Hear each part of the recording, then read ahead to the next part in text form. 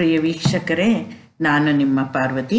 ಜ್ಯೋತಿಷ್ಯ ಜ್ಞಾನ ಸುಧಾ ಬೈ ಪಾರ್ವತಿ ನನ್ನ ಚಾನಲ್ನ ಯಾರು ಸಬ್ಸ್ಕ್ರೈಬ್ ಮಾಡಿಲ್ಲೋ ಮಾಡಿ ಅಂತ ಹೇಳ್ತಾ ನಿಮ್ಮನ್ನು ಕೇಳ್ಕೊತ ನನ್ನ ವೀಡಿಯೋಸ್ ಇಷ್ಟ ಆದರೆ ಲೈಕ್ ಮಾಡಿ, ಶೇರ್ ಮಾಡಿ ಅಂತ ಹೇಳ್ತೀನಿ. ನನ್ನ ಅಪಾಯಿಂಟ್ಮೆಂಟ್ ಏನಾದರೂ ನಿಮ್ಮ ಪರ್ಸ್ನಲ್ ಜಾತಕಗಳಿಗೆ ವಿಶ್ಲೇಷಣೆ ಮಾಡಿಸ್ಕೋಬೇಕು ಅಂದರೆ ಇಲ್ಲಿ ಫೋನ್ ನಂಬರ್ ಕೊಟ್ಟಿದ್ದೀನಿ, ನೀವು ಕಾಂಟ್ಯಾಕ್ಟ್ ಮಾಡ್ಬೋದು. ನನ್ನ ಮೊಬೈಲ್ ನಂಬರು 9945299511. ಇವತ್ತಿನ ವಿಷಯ ಬುದ್ಧಿ ಚಾತುರ್ಯ ಯೋಗ. ಅಂದರೆ ಈ ಬುದ್ಧಿ ಚಾತುರ್ಯದಿಂದ ನಾವೇನು ನೋಡ್ಬೋದು ಅಂದರೆ, ಒಬ್ಬ ವ್ಯಕ್ತಿ ಎಷ್ಟು ಮೇಧಾವಿ ಮತ್ತು ಎಷ್ಟು ಅವನ ಶೀಲ ಅನ್ನೋದು ಯಾವ ಉನ್ನತ ಮಟ್ಟಕ್ಕೆ ಇರುತ್ತೆ. ಮಹಾಮೇಧಾವಿಗಳು ಯೋಗ ಇದು ಬುದ್ಧಿ ಚಾತುರ್ಯ ಯೋಗ ಅಂತಂದರೆ ನೋಡೋಣ ಜಾತಕದಲ್ಲಿ ಈ ಯೋಗ ಇದ್ದರೆ ಏನು ಆಗುತ್ತೆ ಫಲ ಅನ್ನೋದು ಮುಂದಿನ ಸ್ಲೈಡಲ್ಲಿ. ಬುದ್ಧಿ ಚಾತುರ್ಯ ಯೋಗ ಹೇಗೆ ಉಂಟಾಗುತ್ತದೆ ನೋಡೋಣ. ಈ ಯೋಗವುಳ್ಳ ಜಾತಕರಿಗೆ ಶುಭನಾದ 5ರ ಅಧಿಪತಿಯು ಶುಭ ವೀಕ್ಷಿತನಾಗಿಯೋ ಅಥವಾ ಶುಭ ರಾಶಿಯಲ್ಲಿಯೋ ಸ್ಥಿತನಾಗಿದ್ದರೆ ಬುದ್ಧಿ ಚಾತುರ್ಯ ಯೋಗ ಉಂಟಾಗುತ್ತದೆ. ಇಲ್ಲಿ 5ನೇ ಮನೆ ಅಧಿಪತಿ ಶುಭ ರಾಶಿಯಲ್ಲಿರಬೇಕು, ಶುಭ ವೀಕ್ಷಿತವಾಗಿರಬೇಕು. 5ನೇ ಮನೆ ಅಧಿಪತಿ ಸ್ಟ್ರಾಂಗ್ ಆಗಿರೋದು, ಷಡ್ಬಲ ಇವೆಲ್ಲ ನೋಡ್ಕೋಬೇಕು. 5ನೇ ಮನೆಗೆ ಶುಭಕರ್ತರಿ ಯೋಗ, 5ನೇ ಮನೆ ಅಧಿಪತಿ ಯಾವ ಗ್ರಹದ ಜೊತೆ ಯುತಿ ಹೊಂದಿದೆ ಅಂತೆಲ್ಲ ನೋಡ್ಕೋಬೇಕು. ಅದು 5ನೇ ಮನೆ ಅಂದರೆ ಕೋನ.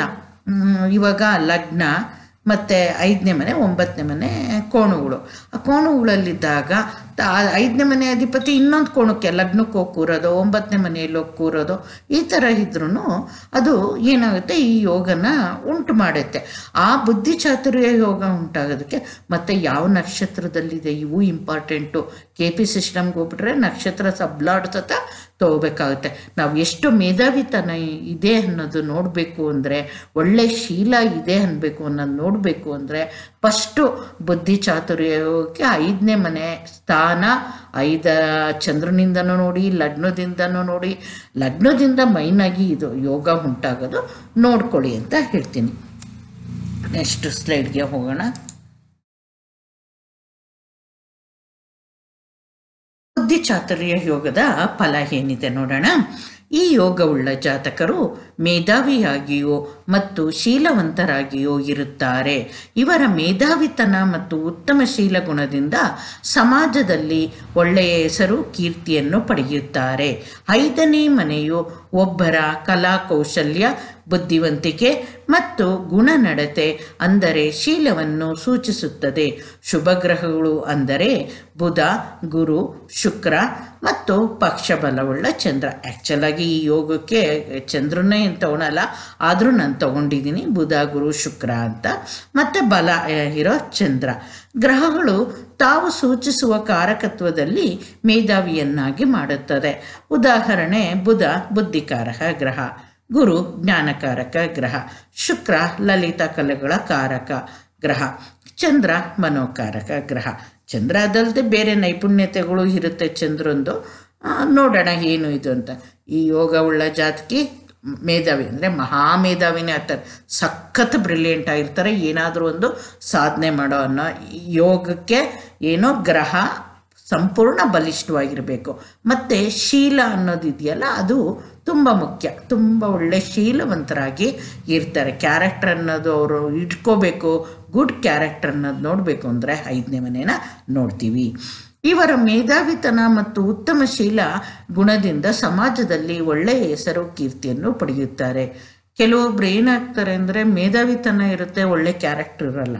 ಸೊ ಅದರಿಂದ ಹೆಸರನ್ನ ಹಾಳು ಮಾಡ್ಕೊತಾರೆ. ಎಷ್ಟೋ ಜನದ್ದು ನೋಡ್ತಿರ್ತೀರ ಇವಾಗಿನ ಪ್ರಪಂಚದಲ್ಲಿ. ನೀವು ನೋಡಿಬೇಕಾದ್ರೆ ಬುದ್ಧಿವಂತಿಕೆ ಇಲ್ಲ, ದುಡ್ಡು ಇನ್ನೇನೋ ಇರಲಿ, ಕ್ಯಾರೆಕ್ಟರ್ ಹಾಳು ಮಾಡ್ಕೊಂಡಿರ್ತಾರೆ. ಕ್ಯಾರೆಕ್ಟ್ರು ಚೆನ್ನಾಗಿದ್ರೂ ಮೇಧಾವಿತನ ಇರಲ್ಲ. ಇವೆಲ್ಲ ನಾವು ವ್ಯಕ್ತಿಗಳಲ್ಲಿ ಕಾಣಿಸ್ತೀವಿ. ಈ ಯೋಗದ್ದೇನು ಅಂದರೆ, ಯೋಗ ಇರೋರು ತುಂಬ ಮಹಾಮೇಧಾವಿಗಳಾಗ್ತಾರೆ.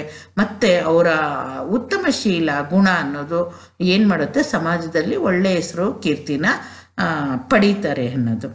ಮತ್ತು ಮತ್ತು 5ನೇ ಮನೆದು ಏನು ತೋರಿಸುತ್ತೆ ಅಂದರೆ ನಮ್ಮ ಸ್ಕಿಲ್ ಯಾವ ಥರ ಇರುತ್ತೆ, ನಮ್ಮ ನಾಲೆಡ್ಜು, ಗುಣ, ಬುದ್ಧಿ, ನಾವು ಒಂದು ಇದ್ರದ್ದು ಬಂದಾಗ, ಆ ದಶೆಗಳು ಬಂದಾಗ ಅವು ಹೆಚ್ಚಿಗೆ ಕಾಣಿಸುತ್ತೆ. ಕೆಲವೊಂದು ಸತಿ ಯೋಗ ಇದ್ರೂ ಆ ದಶಾಭುಕ್ತಿಗಳಲ್ಲಿ ಚೆನ್ನಾಗಿ ಕಾಣಿಸುತ್ತೆ. ನಮ್ಮ ಗುಣ, ನಡತೆ, ಶೀಲ ಅನ್ನೋದು ಬಿಡಿ ಯಾವಾಗಲೂ ಇರಬೇಕು. ಕೆಲವೊಬ್ಬರಿಗೆ ಬುದ್ಧಿ ಇದ್ರೂ ಎಕ್ಸ್ಪೋಸ್ ಆಗಲ್ಲ, ಅದು ಹಾಗೆ ಎಲೆಮರೆಕಾಯಿ ಥರ ಇರುತ್ತೆ. ಆ ದಶಾಭುಕ್ತಿಗಳು ಬಂದಾಗ ಏನಾಗುತ್ತೆ, ಅದು ಒಳ್ಳೆ ಕೀರ್ತಿ ಇದ್ರದ್ದು ಸೂಚಿಸುತ್ತೆ. ಮತ್ತು ಅದು ಕ್ರಿಯೇಟಿವಿಟಿ ಅನ್ನೋದು ಆ ಟೈಮಲ್ಲಿ ಹೆಚ್ಚಾಗಿ ಹೊರಬರುತ್ತೆ ಅಂತ ಹೇಳ್ತೀನಿ. ಮತ್ತು ಶುಭ ಗ್ರಹಗಳು ಯಾವ್ಯಾವುದು? ಬುಧ, ಗುರು, ಶುಕ್ರ, ಎಲ್ರಿಗೂ ಗೊತ್ತಿರೋ ಹಾಗೆ. ಇಲ್ಲಿ ನಾನು ಪಕ್ಷಬಲವುಳ್ಳ ಚಂದ್ರ ಅಂದರೆ ಕೆಲವೊಂದು ಸಾಹಿತ್ಯ, ಒಂದು ಬ್ಯೂಟಿ ಇದ್ರದ್ದು ಕೋರ್ಸುಗಳಾಗಲಿ, ಕೆಲವೊಂದು ಹೀಲಿಂಗ್ ಮಾಡೋ ಇಂಥದ್ದಾಗಲಿ, ಕೆಲವೊಂದಕ್ಕೆಲ್ಲ ಚಂದ್ರ ಬೇಕಾಗ್ತಾನೆ. ಅವನು ಮನೋಕಾರಕ ಚಂದ್ರ. ಬುಧ ಬುದ್ಧಿಕಾರಕ, ಗುರು ಜ್ಞಾನಕಾರಕ. ಬುದ್ಧಿ ಒಂದೇ ಇದ್ದರೆ ಸಾಲದು, ಅದು ಜ್ಞಾನನೂ ಇರಬೇಕು. ಮತ್ತು ಬುಧ ಶುಕ್ರ ಕಲ್ತ್ರೆ ಏನಾಗ್ತಾನೆ, ಹಾಡು, ಸಂಗೀತ, ನೃತ್ಯ ಇದೆಲ್ಲ ಬರುತ್ತೆ. ಗುರು ಶುಕ್ರ ಇದ್ದರೆ ಸಾಹಿತ್ಯ ಈ ಥರದ್ದು ಬರ್ಬೋದು. ಶುಕ್ರ ಚಂದ್ರ ಇದ್ದರೆ ಅದು ಒಂದೊಂದು ಗ್ರಹಗಳ ಕಾಂಬಿನೇಷನ್ನ ನೋಡಬೇಕು. ಒಟ್ಟಿನಲ್ಲಿ ಪಂಚಮಾಧಿಪತಿ ಬಲ ಇದ್ದು ಈ ಗ್ರಹಗಳು, ಶುಭ ಗ್ರಹಗಳು ಏನು ತೋರಿಸುತ್ತೆ ಅಂದರೆ ಒಳ್ಳೆ ಮೇಧಾವಿತನನ ತೋರಿಸುತ್ತೆ. ಕೆಲವೊಬ್ಬರು ಜಾತಕದಲ್ಲಿ ಬುಧ ಗುರು ಪರಿವರ್ತನೆ ಇರೋದು, ಆವಾಗ ಗ್ರಾಸ್ಪಿಂಗ್ ಪವರ್ ಎಷ್ಟಿರುತ್ತೆ ಅಂದರೆ ಅವ್ರವ್ರ ಮನೆಗಳ ಪರಿವರ್ತನೆ ಇರ್ಬೋದು, ನಕ್ಷತ್ರಗಳ ಪರಿವರ್ತನೆ ಇರ್ಬೋದು. ಇವನ್ನೆಲ್ಲ ಅಬ್ಸರ್ವ್ ಮಾಡಿ ನೋಡಿ. ಕೆಲವೊಬ್ಬರ ಜಾತಕದಲ್ಲಿ ಗುರು ಆಶ್ಲೇಷ ನಕ್ಷತ್ರದಲ್ಲೋ ರೇವತಿ ನಕ್ಷತ್ರದಲ್ಲೋ ಕೂತಿರ್ತಾನೆ. ಗುರು ರೇವತಿ ನಕ್ಷತ್ರದಲ್ಲಿ ಕೂತ್ರೆ ಸ್ವಂತ ರಾಶಿಯಲ್ಲಿ ಮೀನ, ಮತ್ತು ಬುಧನ ನಕ್ಷತ್ರದಲ್ಲಿ ಕೂತಂಗೆ. ಬುಧ ಏನಾದರೂ ಪುನರ್ವಸು ನಕ್ಷತ್ರದಲ್ಲಿ ಕೂತಿದ್ರೆ ಸ್ವಂತ ರಾಶಿ ಮಿಥುನದಲ್ಲಿ ಕೂತಂಗೆ, ಗುರು ನಕ್ಷತ್ರದಲ್ಲಿ ಕೂತಂಗೆ. ಆ ಬುಧ ಏನಾದರೂ ಪುನರ್ವಸು 3ನೇ ಪಾದದಲ್ಲಿ ಕೂತ್ರೆ ಏನಾಗುತ್ತೆ ಅಂದರೆ ಅವನು ಏನಾಗ್ತಾನೆ, ವರ್ಗೋತ್ತಮ ಆಗ್ತಾನೆ. ಅವಾಗ ಏನಿದು ಕಾರಕ ಆಗ್ತಾರೆ? ಕುಂಭಲಗ್ನಕ್ಕೆ 5ನೇ ಮನೆ ಅಧಿಪತಿ ಆಗ್ತಾರೆ, ಗುರು 2ನೇ ಮನೆ ಅಧಿಪತಿ ಆಗ್ತಾರೆ. ಆವಾಗ ನಕ್ಷತ್ರಗಳ ಪರಿವರ್ತನೆಯಿಂದ ಅವರು ಗ್ರಾಸ್ಪಿಂಗ್ ಅನ್ನೋದು ಅವರ ರಾಶಿಯಲ್ಲಿ ಅವರಿದ್ದು ನಕ್ಷತ್ರ ಪರಿವರ್ತನೆ ನಾವು ಬೇಕಾದಷ್ಟು ಥರ ಮಾಡ್ಬೋದು. ಈ ಥರ ನೋಡಿದಾಗ ನಮಗೆ ಏನಾಗುತ್ತೆ ಅಂದರೆ ಹೆಂಗೆ ಯೋಗ ಅನ್ನೋದು ಉಂಟಾಗುತ್ತೆ ಅನ್ನೋದನ್ನು ನಾವು ನೋಡ್ಕೋಬೋದು. ಆವಾಗ ನಮಗೆ ಈ ಯೋಗ ಅವ್ರಿಗೆ ಮೇಧಾವಿತನ ಕೊಡುತ್ತಾ ಇಲ್ಲ, ಪುಷ್ಕರದಲ್ಲಿದೆಯಾ? ನಾನು ಹೇಳಿದೆ ಪುನರ್ವಸು 3ನೇ ಪಾದದಲ್ಲಿ ಬುಧ ಇದ್ರೆ ಅಂತ. ಪುನರ್ವಸು 2ನೇ ಪಾದದಲ್ಲಿದ್ದರೆ ಪುಷ್ಕರಾಂಶ ಆಗ್ಬಿಡುತ್ತಾ? ಹಾಗೆ ನಾವು ನೋಡ್ಕೊಂಡು ಬರಬೇಕು. ನಾವು ಜಾತಕಗಳಲ್ಲಿ ಬೇಕಾದಷ್ಟು ಜನ ಮೇಧಾವಿತನಗಳನ್ನ ನೋಡ್ತೀವಿ.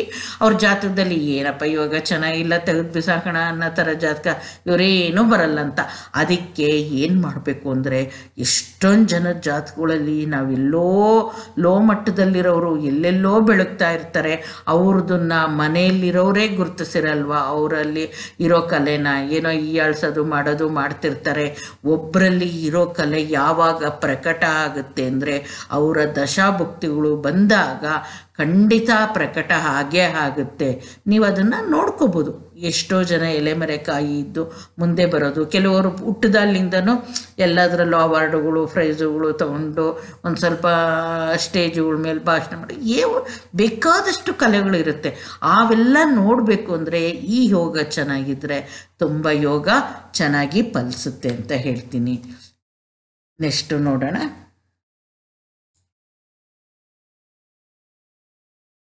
ಬುದ್ಧಿಚಾತುರ್ಯ ಯೋಗದ ಬಗ್ಗೆ ಹೆಚ್ಚಿನ ಮಾಹಿತಿ ಏನಂದರೆ, ಒಂದು ವೇಳೆ 5ನೇ ಮನೆಯು ಅಶುಭ ಗ್ರಹದ ಅಧಿಪತಿಯಾಗಿದ್ದರೆ 5ನೇ ಮನೆಯ ಅಧಿಪತಿಯು ಅಲ್ಲೇ ಸ್ಥಿತನಾಗಿದ್ದರೂ ಸಹ ಗುರು, ಬುಧ ಮತ್ತು ಶುಕ್ರನೊಂದಿಗೆ ಇದ್ದರೂ ಸಹ ಈ ಯೋಗ ಉಂಟಾಗುತ್ತದೆ. ಇಂತಹ ಜಾತಕರಿಗೆ ತಮ್ಮ ಇಳಿ ವಯಸ್ಸಿನ ನಂತರವೂ ಅಪಾರವಾದ ಜ್ಞಾಪಕ ಶಕ್ತಿ ಮತ್ತು ಉತ್ತಮ ಗ್ರಹಣ ಶಕ್ತಿ ಇರುತ್ತದೆ. ಇವಾಗ 5ನೇ ಮನೆ ಕನ್ಯಾ ಲಗ್ನ ತಗೊಳ್ಳೋಣ, 5ನೇ ಮನೆ ಅಧಿಪತಿ ಶನಿ ಆಗ್ತಾನೆ. ಮತ್ತು ಇದು ತಗೊಳ್ಳೋಣ, ಯಾವುದು ಧನುರ್ ಲಗ್ನ ತಗೊಳ್ಳೋಣ, 5ನೇ ಮನೆ ಅಧಿಪತಿ ಕುಜ ಆಗ್ತಾನೆ. ಆವಾಗ 5ನೇ ಮನೆ ಅಧಿಪತಿ ಅಶುಭರಾದರು, ಅಶುಭರಾದ್ರೂ ಮೇಷಲಗ್ನನೇ ತಗೊಳ್ಳಿ, ರವಿ ಆಗ್ತಾನೆ 5ನೇ ಮನೆ ಅಧಿಪತಿ. ಅಲ್ಲಿ ಏನಾಗುತ್ತೆ, ಶುಭ ಗ್ರಹಗಳು ಜೊತೆ ಇದ್ದಾಗ, ಇವಾಗ ಮೇಷಲಗ್ನಕ್ಕೆ 5ನೇ ಮನೆಯಲ್ಲಿ ಏನಾಗಿರ್ತಾನೆ, ರವಿ ಅಲ್ಲಿ ಮೂಲ ತ್ರಿಕೋಣದಲ್ಲಿ ಇರ್ತಾನೆ, ಬುಧನು ಬಂದು ಕೂತ, ಗುರು ನೋಡ್ತಾ ಇದ್ದಾನೆ. ನಾನು ಹೇಳಿದ್ನಲ್ಲ, ಗುರು ನೋಡಿದ್ರೆ ಏನು ಆಗುತ್ತೆ ಅನ್ನೋದು. ಗುರು ನೋಡಿದ್ರೆ ನೋಡೋಣ.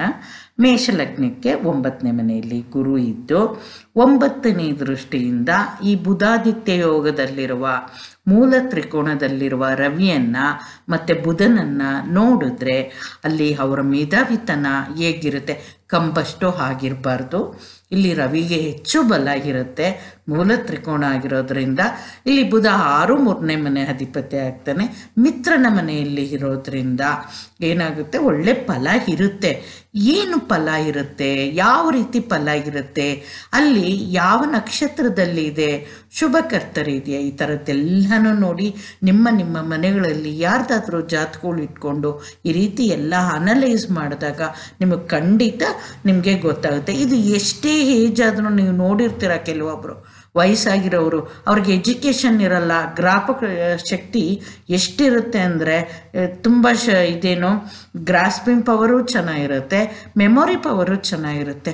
ನೋಡ್ಕೊಳ್ಳಿ, ಅವ್ರಿಗೆ ನೀವು ಅನ್ಕೋಬೋದು, ಅಯ್ಯೋ ಅವ್ರಿಗೆಲ್ಲ ಎಜುಕೇಷನ್ ಇನ್ನೂ ಸಿಕ್ಕಿದ್ರೆ ಹೇಗಿರೋರು ಅವರು ಅಂತ ಅನಿಸುತ್ತೆ. ಅಂದರೆ ಹಳೆ ಕಾಲದಲ್ಲಿ ಅಷ್ಟು ಇದಾಗಿ ಇರೋರು, ತುಂಬ ಮೆಮೊರಿ ಅನ್ನೋದು, ಎಜುಕೇಷನ್ ಅನ್ನೋದು ಆ ರೀತಿ ಇರೋದು. ಇವಾಗ ಇಂಟರ್ನ್ಯಾಷನಲ್ ಸ್ಕೂಲುಗಳಲ್ಲಿ ಓದಿದ್ರು ನಾಲೆಡ್ಜು ಅಷ್ಟಕ್ಕಷ್ಟೇ ಅನ್ನೋದು ಇರುತ್ತೆ. ನೋಡೋಣ, ಇಲ್ಲಿ ಕೊಡ್ತೀನಿ ಒಂದು ಉದಾಹರಣೆ. ಬುದ್ಧಿ ಚಾತುರ್ಯ ಯೋಗಕ್ಕೆ ಉದಾಹರಣೆ ಕುಂಡ್ಲಿ ಯಾರದ್ದು ಕೊಟ್ಟಿದ್ದೀನಿ ಅಂದರೆ BV ರಾಮನ್ ಅವರ ತಂದೆ ಪ್ರೊಫೆಸರ್ ಸೂರ್ಯನಾರಾಯಣ ರಾವ್ ಅವರದು. ಅವರು ಜ್ಯೋತಿಷ್ಯಕ್ಕೆ ಪಾಪ ಎಷ್ಟು ಇದು ಕಾಂಟ್ರಿಬ್ಯೂಷನ್ ಇದೆ ಅಂದರೆ ನೀವು ಅವ್ರ ಪುಸ್ತಕಗಳು ನೋಡಿದ್ರೆ ನಿಮಗೆ ಗೊತ್ತಾಗುತ್ತೆ. ನೋಡಿ, ಅವರ ಲಗ್ನ ವೃಷಭ ಲಗ್ನ, 5ನೇ ಮನೆ ಅಧಿಪತಿ ಬುಧ ಏನಾಗಿದ್ದಾನೆ, ರವಿ ಜೊತೆ ಸೇರಿಕೊಂಡು 4 ಮತ್ತು 5ನೇ ಮನೆ ಅಧಿಪತಿ ಇಬ್ಬರು ಆಗ್ತಾರೆ. ರವಿ ಬುಧ ಜೊತೆಗೆ ಗುರುನೂ ಇದ್ದು, ಗುರು ಏನಾಗ್ತಾನೆ 11 8ನೇ ಮನೆ ಅಧಿಪತಿ ಆಗ್ತಾನೆ. ಗುರು ಪಾಪಗ್ರಹ ಆದ್ರೂ ವಿದ್ಯೆ, ಜ್ಞಾಪಕ ಶಕ್ತಿ ಮತ್ತು ಜ್ಞಾನ ಕೊಡೋದಕ್ಕೆ ಒಳ್ಳೆ ಗ್ರಹ. ಇಲ್ಲಿ ರವಿ ಬುಧ ಗುರು ಏನಾಗುತ್ತೆ, 5ನೇ ಮನೆ ಅಧಿಪತಿಗೆ ಒಳ್ಳೆ ಸಂಬಂಧ ಬಂತು ಬುಧನಿಗೆ. ಆದ್ದರಿಂದ 9ನೇ ಮನೆಯಲ್ಲಿ ಉಂಟಾಯಿತು. ಆದ್ದರಿಂದ ಇವರು ಅತೀವ ಮೇಧಾವಿಗಳು, ಒಳ್ಳೆ ಶೀಲವಂತರು ಆಗಿದ್ರು ಅನ್ನೋದರಲ್ಲಿ 2 ಮಾತಿಲ್ಲ. ಗೊತ್ತಾಯ್ತಾ? ಮತ್ತು ಚಂದ್ರನ ಜೊತೆ ಇಲ್ಲಿ ರಾಹು ಇದೆ. ಏನು ಅಂದರೆ ಇದೊಂದು ಶಕ್ತಿ ಯೋಗದ ಥರ ಕ್ರಿಯೇಟ್ ಆಗುತ್ತೆ. ಅದು ಎಷ್ಟು ಡಿಗ್ರಿ ಒಳಗಡೆ ಇದೆ ಅವನ್ನೆಲ್ಲ ನೋಡಿಕೊಂಡ್ರೆ ಗೊತ್ತಾಗುತ್ತೆ. ನನಗೆ ಇದು ಡೇಟು ಗೊತ್ತಿದೆ, ಟೈಮು ಗೊತ್ತಿರಬೇಕು. ನೋಟಬಲ್ ಹಾರೋಸ್ಕೋಪ್ಸು BV ರಾಮನ್ ಅವರದ್ರಲ್ಲಿ ಇಂಗ್ಲೀಷ್ದಾದರೆ ನೋಟಬಲ್ ಹಾರೋಸ್ಕೋಪ್ಸು, ಅದರಲ್ಲಿ ಖಂಡಿತ ಅವರ ಜಾತಕ ಇದೆ. ಆ ಬುಕ್ನ ತಗೊಳ್ಳಿ, ನೋಟಬಲ್ ಹಾರೋಸ್ಕೋಪ್ಸು. ನೀವು ಎಷ್ಟೊಂದು ಅವರು ಬರೆದಿರೋ ಇದರಲ್ಲಿ ತುಂಬ ಒಳ್ಳೆ ಬುಕ್ಕು, ನೀವು ನೋಡಿ ಅಲ್ಲಿ ಎಷ್ಟು ಚೆನ್ನಾಗಿ ನೀವು ಒಬ್ಬೊಬ್ರದ್ದು ಜಾತಕಗಳನ್ನ ರಾಮಕೃಷ್ಣ ಶಂಕರಾಚಾರ್ಯ ಎಲ್ಲರದ್ದು ಬರೆದಿದ್ದಾರೆ. ಅಲ್ಲಿ BV ರಾಮನ್ರವ್ರದ್ದು ಇದೆ. ನೀವು ನೋಡಿ ಪ್ರತಿಯೊಬ್ಬರದ್ದು ಜಾತಕ, ಆ ಬುಕ್ ತಗೊಂಡು ಓದಿ, ನಿಮಗೆ ಗೊತ್ತಾಗುತ್ತೆ ಅಂತ. ನೀವು ಈ ಥರದ್ದು ನಿಮ್ಮ ಮನೆಗಳಲ್ಲಿ ಯಾರ್ದಾದ್ರೂ ಇದೆಯಾ, ತುಂಬ ಟ್ಯಾಲೆಂಟೆಡ್ ಆಗಿರ್ತಾರ ಅಂಥವ್ರ ಜಾತಕನೇ ತೊಗೊಂಡು ನೋಡಿ ಫಸ್ಟು 5ನೇ ಮನೆ, ಆವಾಗ ನಿಮಗೆ ಗೊತ್ತಾಗುತ್ತೆ.